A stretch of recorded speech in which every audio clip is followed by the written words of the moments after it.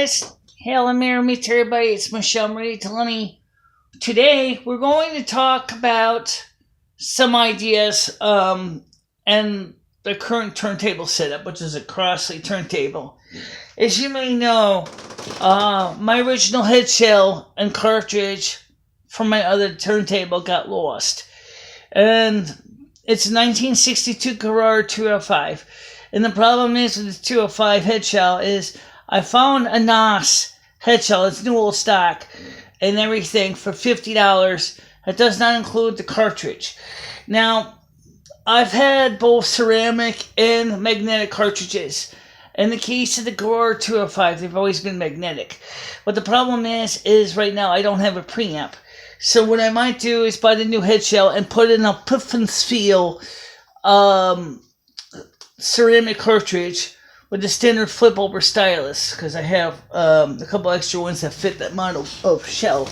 But I wanted to talk to you a little bit about the Crossley, because I think the Crossley deserves a little bit of some positive kudos. Everybody talks bad shit about it, but right now, let's put it this way. I'm getting a chance to listen to my records, and I thought that we could talk about this turntable real quick. So let's take a look at this.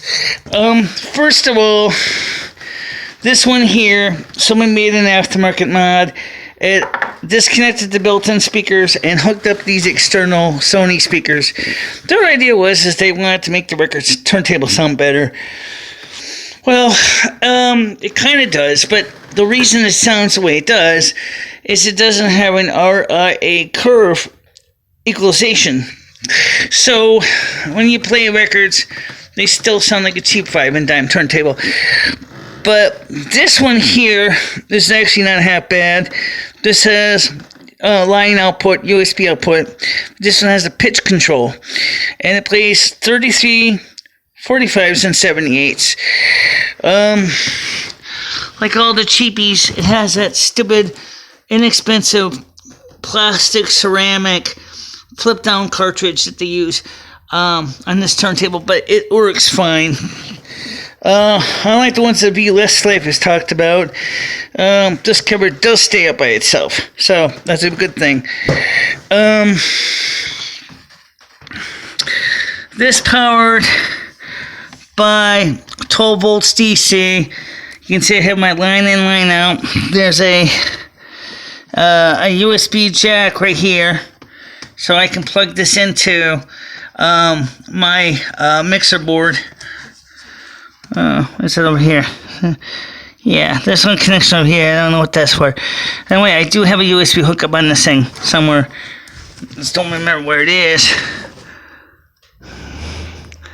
Auxiliary input. So this doesn't use USB. At least not there anyway.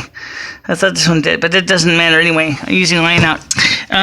So it's not bad. So how do you make a turntable that doesn't have RIAA have RIAA? Your answer is right there. Yes, my equalizer. I want an equalizer from my input stream. So what I do is I send the raw audio into my mixer board over there, and then I loop back my audio to the equalizer and then the stereo over there. That way the sound goes raw into the mixer. And then in the mixer stage on Audacity, I select the RIAA curve position. So this way I can now make my record sound as close as I can to the RIAA. It's not perfectly exact to that, but it's, given the fact that it's only a 10-band equalizer, 5 bands per channel, so hey, you take what you can get, alright? So this is set for the RIAA position, and it works out fine. So yeah, it works out good. I don't have a problem with it. It does make it sound better.